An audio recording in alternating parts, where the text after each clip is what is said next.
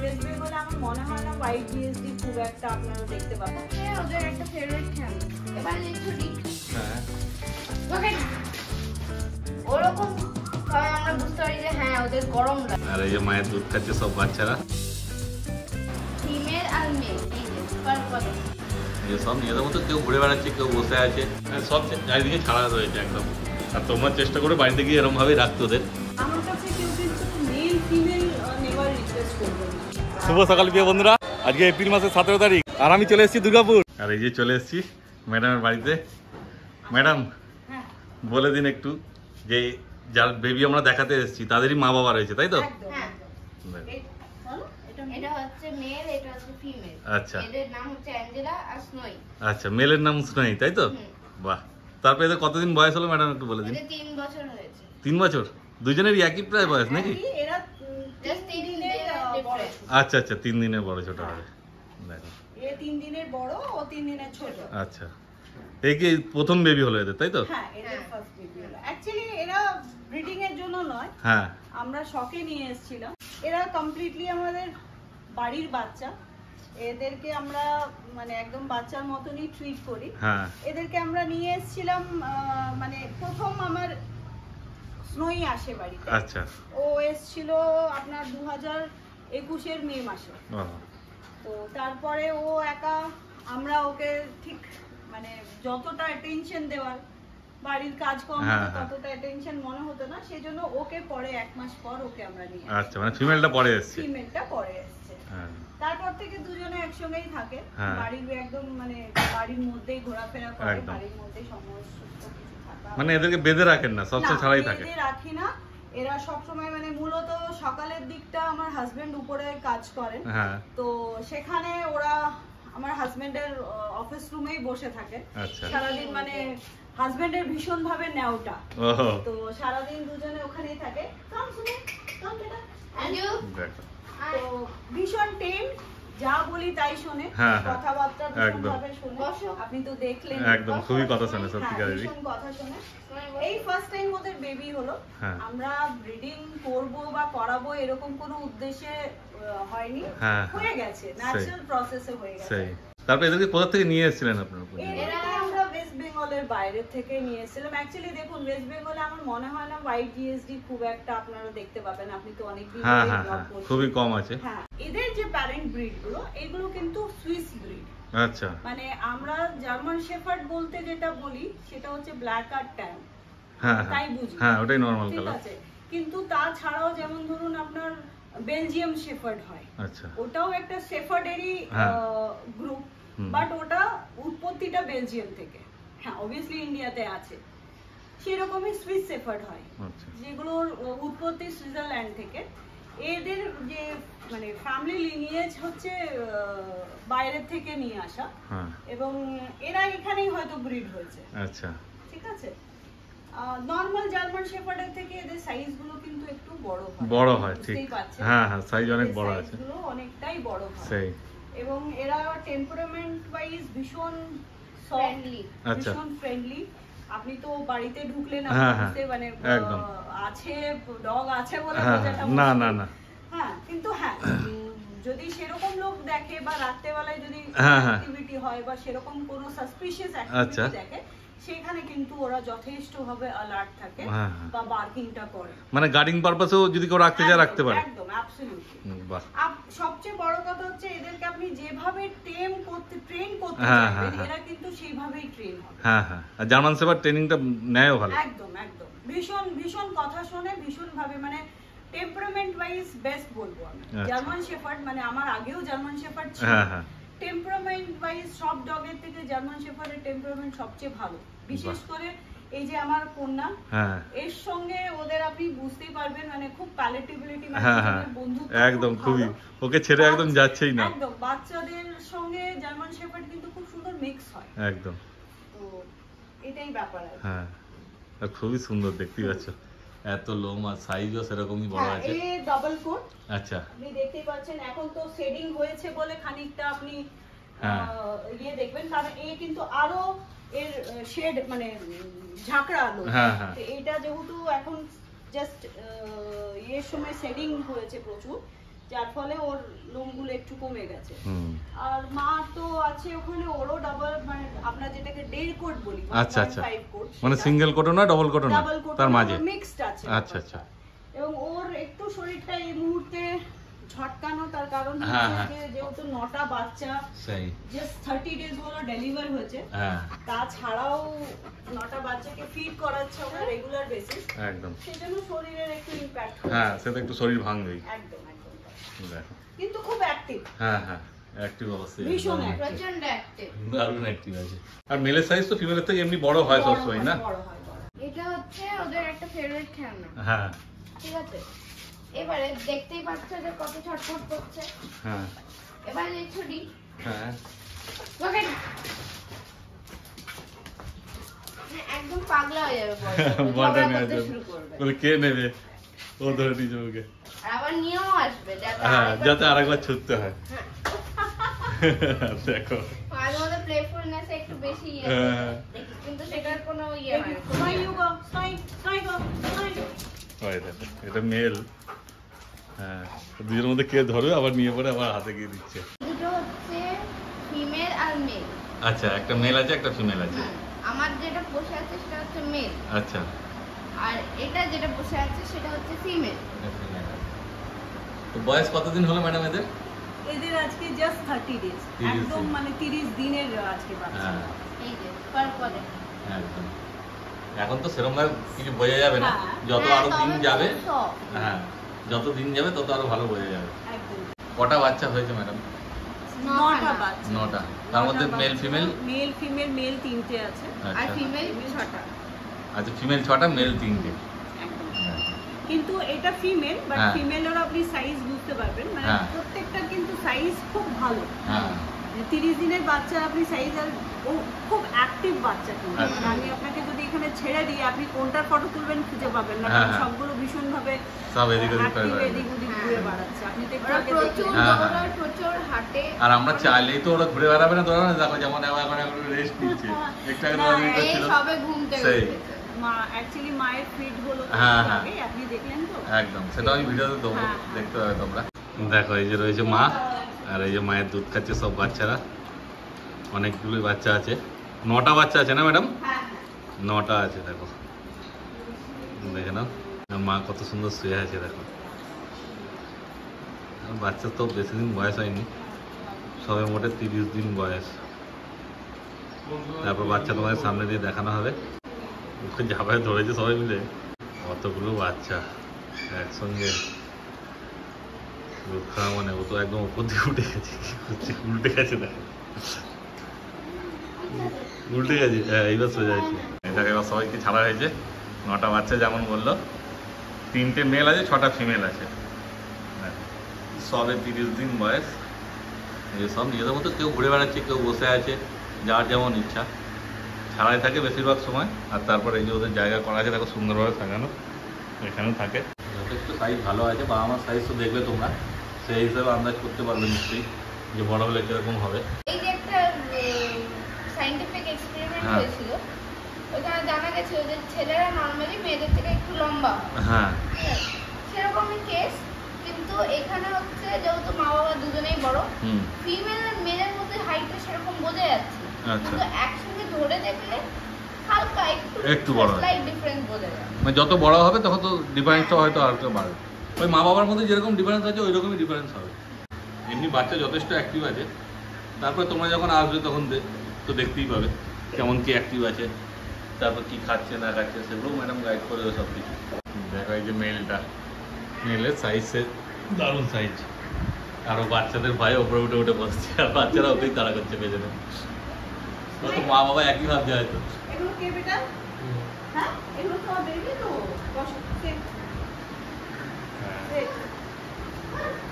এই একটু German speech রয়েছে আমার, একই মনে হবে জার্মান স্পিচ আর ইয়ে। হ্যাঁ, কালারটা একই রকম। আর ও দারুণ একদম, এদের বাচ্চাগুলোর ওপর দিয়ে লাফিয়ে লাফিয়ে চলে যাচ্ছে, কিন্তু কারণ গায়ে একটু টাচ করছে না। একদম ঘর ভরিয়ে রেখেছে ম্যাডামের সবাই মিলে।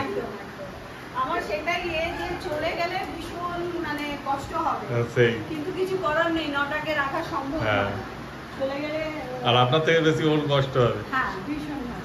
ওকে আমি সেটাই জিজ্ঞেস করছিলাম একটু, যখন চলে গেলাম কি করবে। ম্যাডামরা তো বলছে আমরা 9টাই রেখে দিতাম, কিন্তু একসঙ্গে এতগুলোকে তো সামলানো সম্ভব নয়। সেই কেন এখানে কোনো ব্যবসা বা বিক্রি করে টাকা কামানো ওইসব ব্যাপার নেই ম্যাডামদের কাছে। ব্যাপারটা আমার পুরোপুরি আপনাকে আগেই বললাম যে দুটো বাচ্চাই আমার বাড়ির বাচ্চা, সম্পূর্ণভাবে আমি বাড়িতে নিয়ে আসবো, রাখবো। আমরা যেহেতু একটু মানে কি বলবো পশুপ্রেমী বলতে পারেন, আমার কাছে ডগ ছাড়াও ফিশ আছে, বার্ডস আছে, আপনাকে দেখাবো পরে।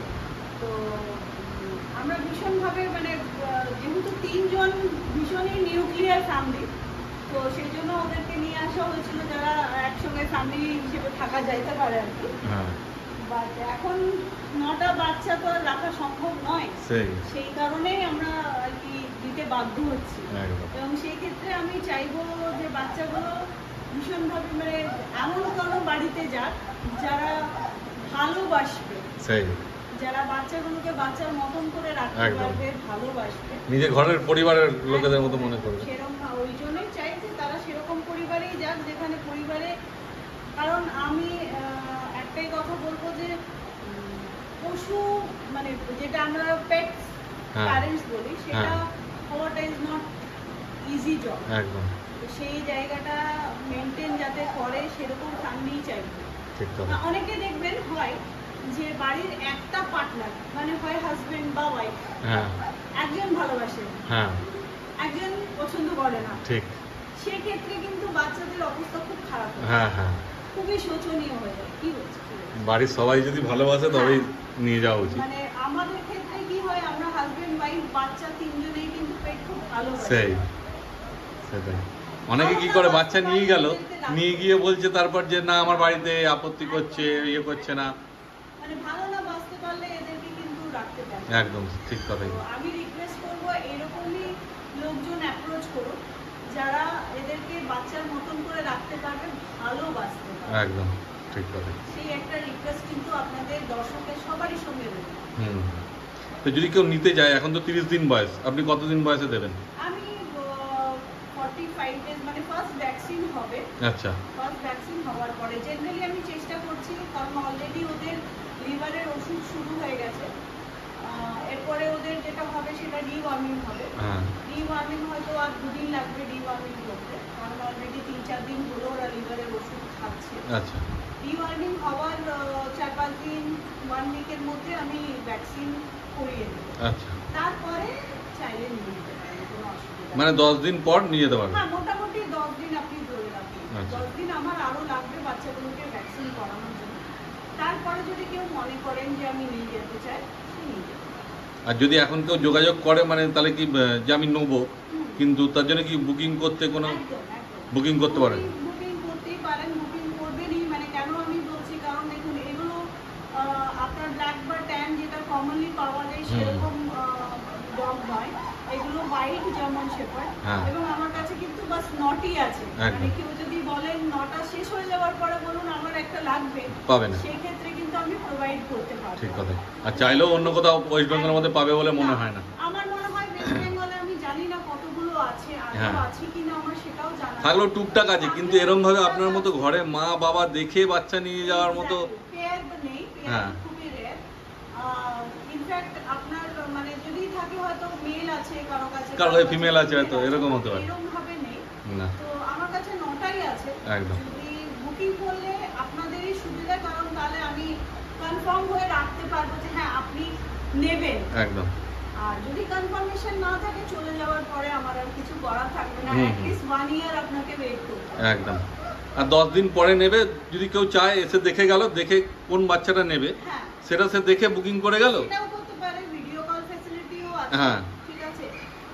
আমার কাছে ট্রান্সপোর্ট ফ্যাসিলিটিও আছে। আচ্ছা, ট্রান্সপোর্টে যদি আপনি মানে ধরুন বাইরে আউট অফ, আমি দুর্গাপুরে থাকি, দুর্গাপুরের বাইরে যদি কেউ নিতে চান তাহলে সেক্ষেত্রে ট্রান্সপোর্ট ফ্যাসিলিটি আছে। আচ্ছা, এবং সেক্ষেত্রে ট্রান্সপোর্টের যা চার্জ হবে সেটা ডিসটেন্স হিসেবে চার্জ হবে, যোগাযোগ করে দেবো, সেইভাবে নেগোশিয়েট করে আপনি যা চার্জ করবেন। ওটা কি অল ইন্ডিয়া হয়ে যাবে?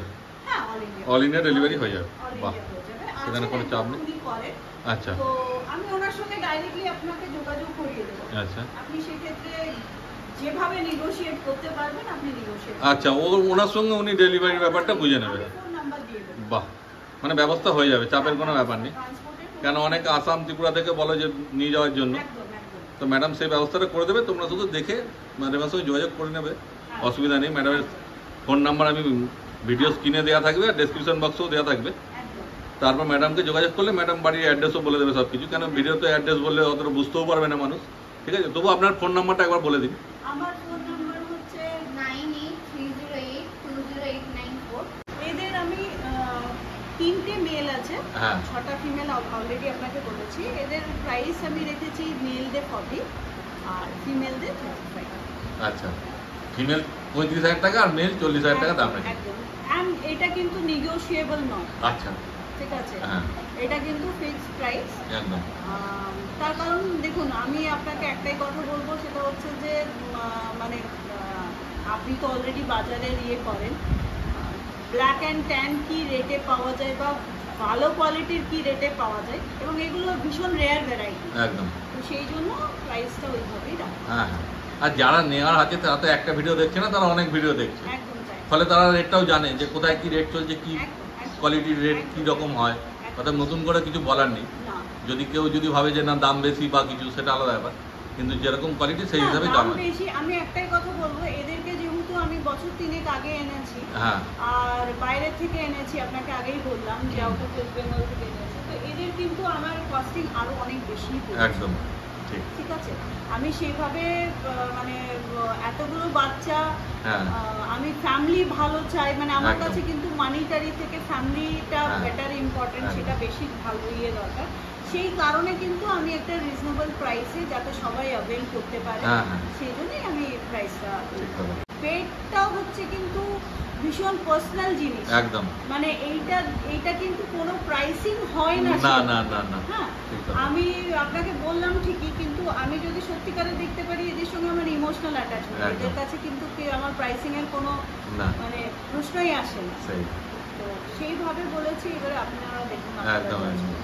আর এদেরকে রাখতে হলে ওই প্রাইসটা না দিলেও সে তো সেরকম লোক না হলে তো ওরা গিয়ে বাড়িতে থাকতেও পারবে না, তার জন্য দরকারও আছে এই জিনিসটাই।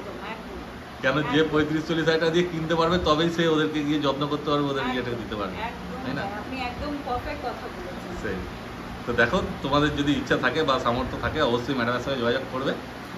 এই দেখো, এই যে মা রয়েছে, মায়ের কাছে দুধ খাচ্ছে বাচ্চা, তারপরে এদিকে কোলে রয়েছে, চারিদিকে ওইদিকে দেখো শুয়ে রয়েছে। ঠিক আছে, যখন আসবে তোমরা আরো ভালো মতো দেখতে হবে, এরকম ভাবে সব চারিদিকে ছাড়া রয়েছে একদম। আর তোমরা চেষ্টা করে বাড়িতে গিয়ে এরকমভাবেই রাখতে ওদের, একদম ছেড়ে নিজের পরিবারের মতোই, কোনো বেঁধে সেদের না রাখারই চেষ্টা করবে। এরা যেহেতু আমাদের সঙ্গে সবসময় আষ্টে পিষ্টে জড়িয়ে আছে বলে এরা কিন্তু মানুষের কথাগুলো এত পারফেক্টলি বোঝে, একদম, যে আপনাকে মানে বলে বোঝানো যাবে না।